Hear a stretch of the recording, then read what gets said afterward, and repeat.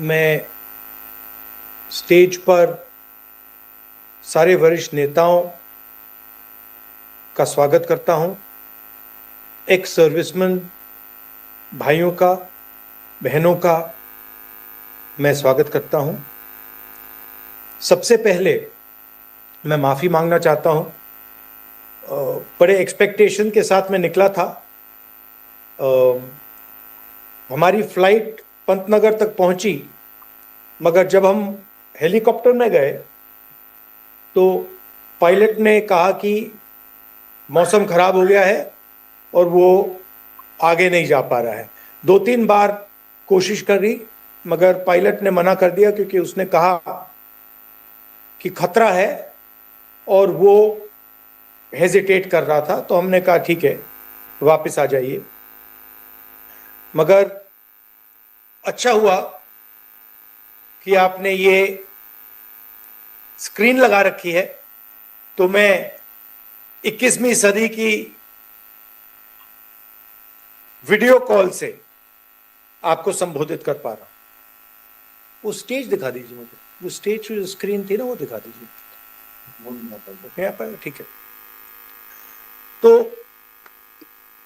जो उत्तराखंड स्टेट, मुझे जनता देखने दीजिए ना, मेरा क्यों चेहरा दिखा दीजिए। तो जो लेट मी सी द, तो जो उत्तराखंड है वो हमारी जो फोर्सेस हैं, हाँ धन्यवाद, ये अब मजा आया। पहले आप दिख नहीं रहे थे मुझे, तो मैं अपने ही चेहरे से बात कर रहा था। उत्तराखंड की जो हिस्ट्री है, फोर्सेस में आपने अपने लोग भेजे हैं, हिस्टोरिकली भेजे हैं, और जब भी हिंदुस्तान को जरूरत हुई, किसी भी युद्ध में, किसी भी बॉर्डर में, रेगिस्तान में, पहाड़ों पर, आपने इस देश की रक्षा की है। क्यों?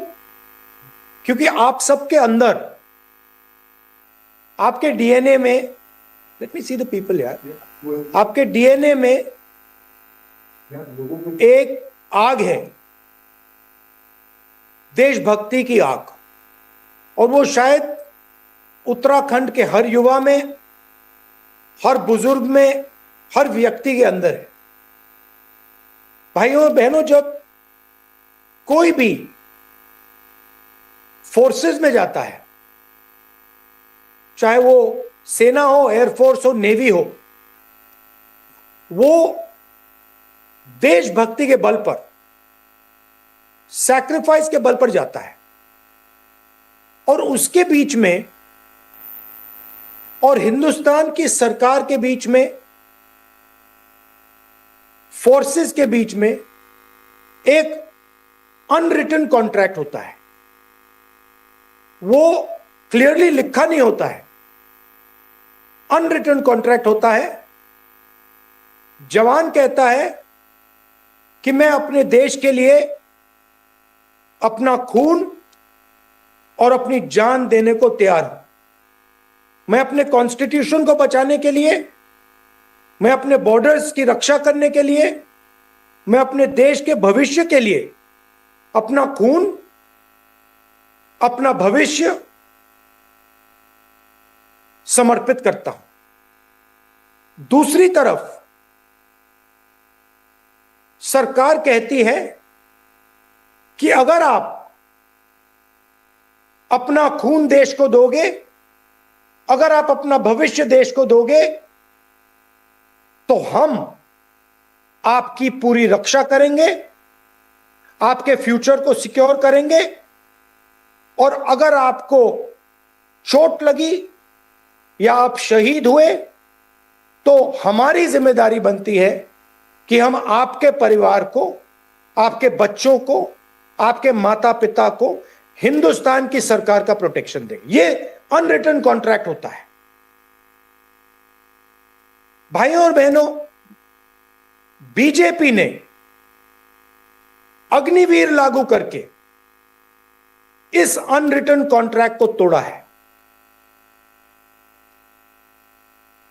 जो पवित्र कॉन्ट्रैक्ट होता है एक सैनिक और उसकी सरकार के बीच में, कि अगर आप शहीद होगे हम आपकी पूरी रक्षा करेंगे, आपकी फैमिली की रक्षा करेंगे, आपकी फैमिली के फ्यूचर को सिक्योर करेंगे, यह कॉन्ट्रैक्ट अग्निवीर तोड़ता है। अग्निवीर क्या कहता है? अग्निवीर कहता है कि आप देश को 4 साल दीजिए, अगर आप शहीद होंगे तो देश आपको प्रोटेक्शन नहीं देगा, देश आपके परिवार को प्रोटेक्शन नहीं देगा। और ये जो फोर्सेस की जो फाउंडेशन है, फाउंडेशन फोर्सेस की जो नींव है, इसके खिलाफ हमने साफ कहा है कि हम अग्निवीर योजना के खिलाफ हैं। हिंदुस्तान में करोड़ों युवा सेना में जाते हैं, जाना चाहते हैं, सुबह 4 बजे उठकर दौड़ते हैं, फिजिकल ट्रेनिंग करते हैं और देश की रक्षा करने का सपना देखते हैं। हम चाहते हैं कि उनकी प्रोटेक्शन हो, उनके परिवारों की प्रोटेक्शन हो और उनका फ्यूचर सिक्योर हो। इसीलिए हमने साफ कहा है कि हम अग्निवीर योजना को कैंसिल कर देंगे। दूसरी बात, अग्निवीर क्यों आया?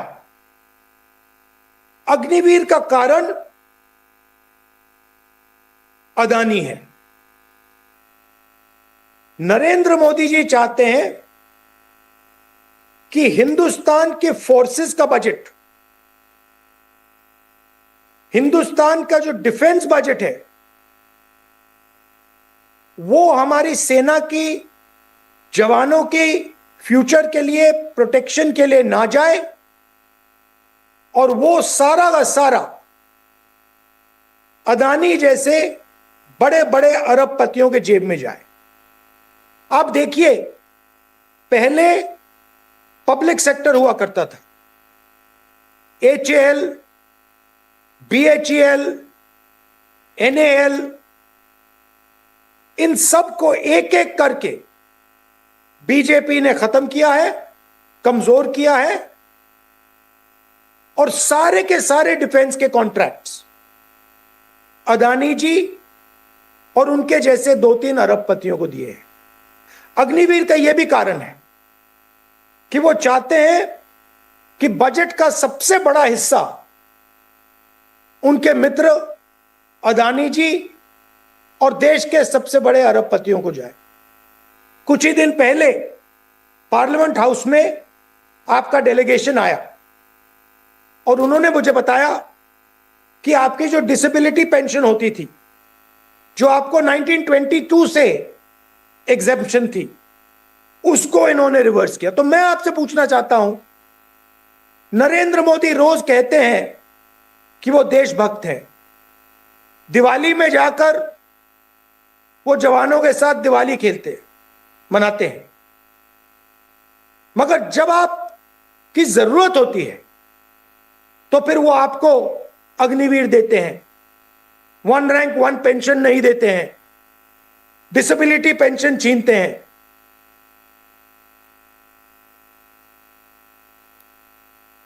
हमारे लिए जो सेना का और सरकार का रिश्ता है वो मामूली रिश्ता नहीं है, वो पवित्र रिश्ता है और उस रिश्ते को हम रिस्पेक्ट करते हैं और करते रहेंगे। हम जो आपके अंदर जो देशभक्ति है उसको हम रिस्पेक्ट करेंगे और प्रोटेक्ट करेंगे।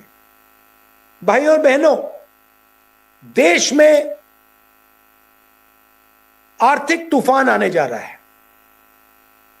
कुछ दिन पहले आपने देखा होगा कि नरेंद्र मोदी जी ने अमेरिका के साथ यूएस डील साइन की, वो इट्स गॉन, वो चला गया भैया।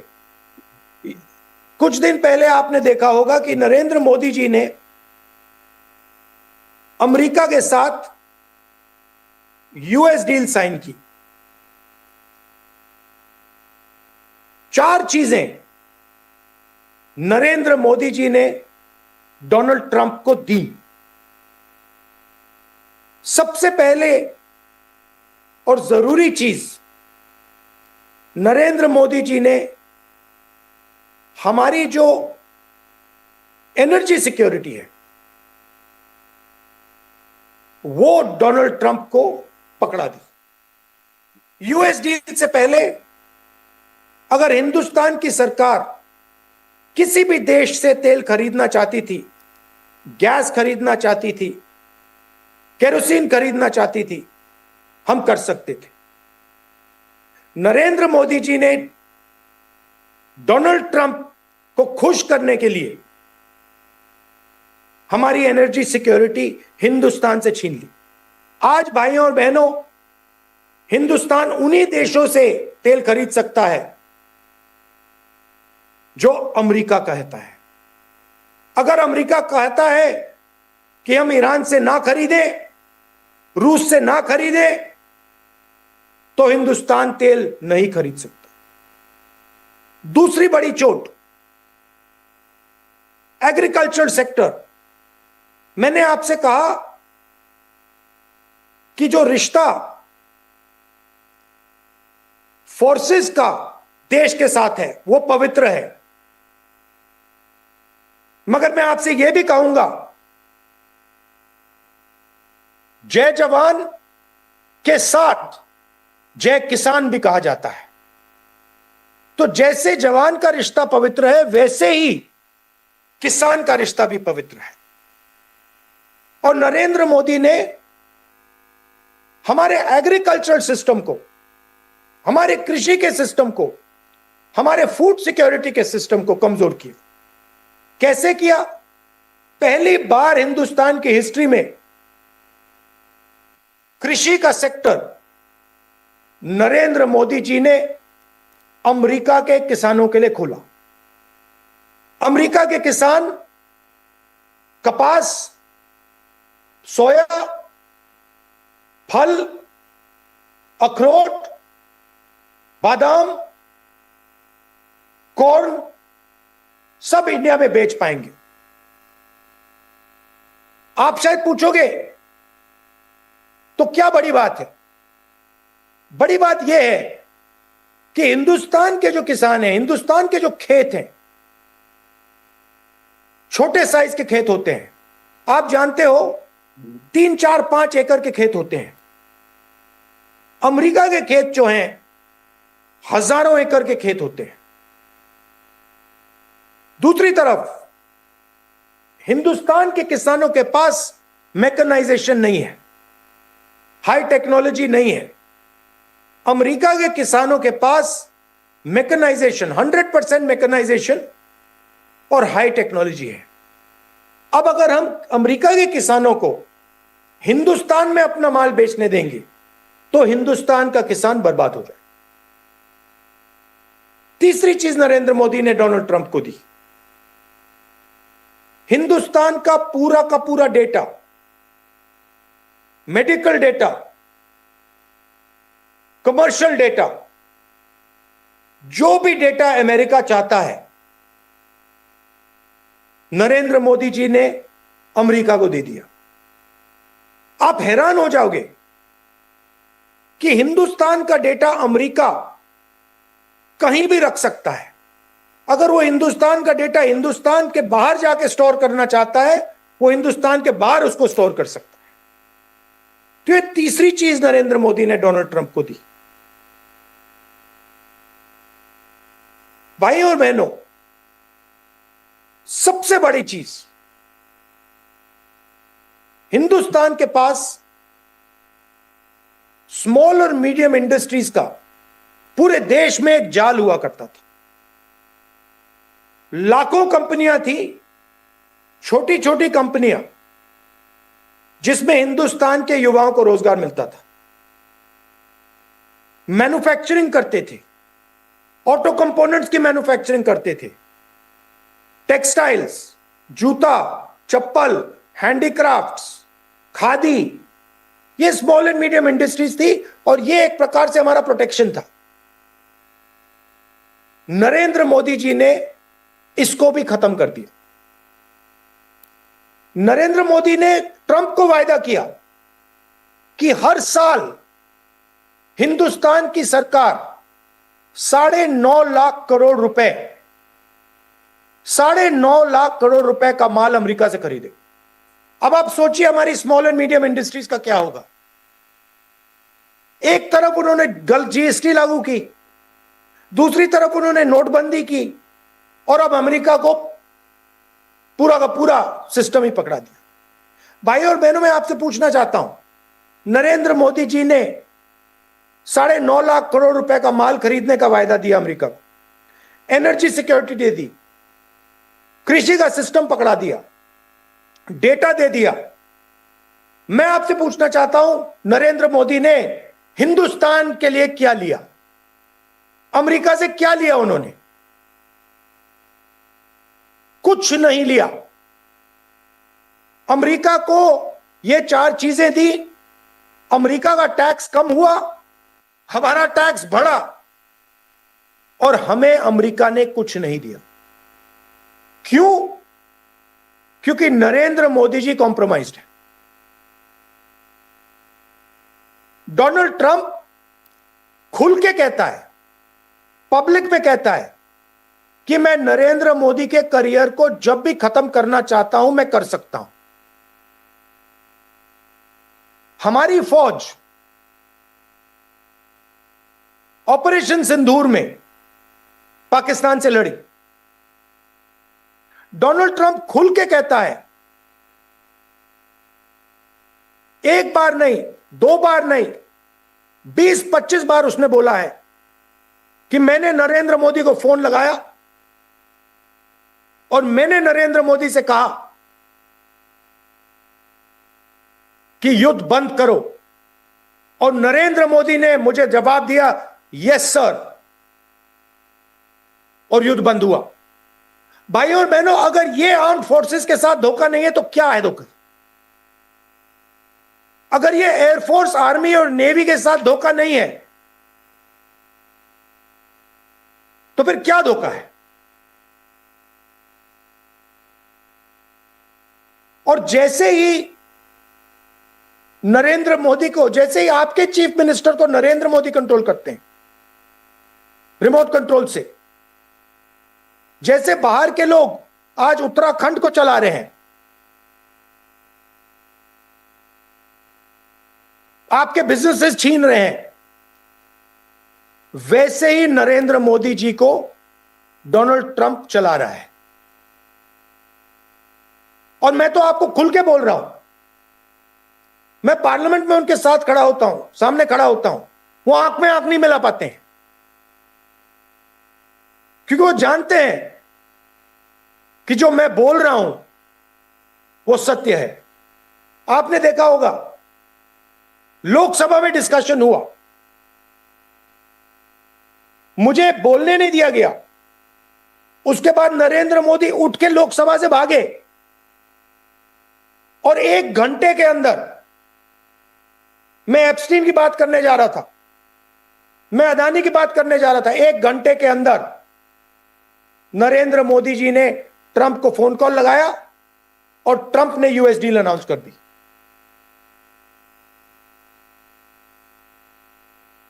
उत्तराखंड बड़ा डायनामिक स्टेट है, आपके स्टेट में कोई कमी नहीं है, आपके पास टूरिज्म है, आपके पास रोजगार होना चाहिए, आपकी जो स्मॉल एंड मीडियम इंडस्ट्रीज हैं वो डेवलप होनी चाहिए। मगर हिंदुस्तान में आजकल सिर्फ 2 लोगों को फायदा होता है, अदानी को और अंबानी को। आप क्या सोचते हो, अगर आपने हिंदुस्तान के सारे पोर्ट्स, एयरपोर्ट्स एक व्यक्ति को पकड़ा दिए यह नेशनल सिक्योरिटी थ्रेट नहीं है? अगर आपने सारे के सारे डिफेंस इंडस्ट्री के कॉन्ट्रैक्ट्स, ड्रोन के कॉन्ट्रैक्ट्स, हथियार के कॉन्ट्रैक्ट्स, एम्यूनिशन के कॉन्ट्रैक्ट्स एक व्यक्ति को पकड़ा दिए, यह सिक्योरिटी थ्रेट नहीं है? यह बिल्कुल सिक्योरिटी थ्रेट है। और एक ही कारण है इसका कि प्रधानमंत्री का फाइनेंशियल स्ट्रक्चर अदानी जी के साथ जुड़ा है और इसी फाइनेंशियल स्ट्रक्चर ने हिंदुस्तान के प्रधानमंत्री को फंसाया है। अदानी जी का स्ट्रक्चर मोदी जी का स्ट्रक्चर है और यह बात डोनाल्ड ट्रंप को मालूम है। इसीलिए यूनाइटेड स्टेट्स में केस हुआ है, इसीलिए अदानी जी पर जो केस है यूएस डील के बाद उसको खत्म किया गया है। यह बातें बिल्कुल साफ हैं, यह पूरे देश को दिखाई दे रही हैं। मेरा आपके लिए एक ही मैसेज है जो मैंने आपको भाषण में पहले बोला। हमारे लिए जो रिश्ता फोर्सेस का हिंदुस्तान के देश के साथ और हिंदुस्तान की सरकार के साथ है, वो रिश्ता पवित्र रिश्ता है और इस रिश्ते को हम 100% प्रोटेक्ट करके रखेंगे। अग्निवीर के हम खिलाफ हैं और अग्निवीर को हम सरकार में आते असेस करके कैंसिल करेंगे। एक बार फिर मैं आपसे माफी मांगता हूं, मैं वहां आना चाहता था, मौसम खराब हुआ इसलिए नहीं आ पाया। पूरी कोशिश होगी कि आने वाले भविष्य में मैं वहां आकर आपसे मिल पाऊं। आप सबका बहुत बहुत धन्यवाद। आपने अपनी पूरी लाइफ, पूरी जिंदगी आपने देश की रक्षा के लिए दी है, इसके लिए मैं आपका दिल से धन्यवाद करता हूं। नमस्कार, जय हिंद।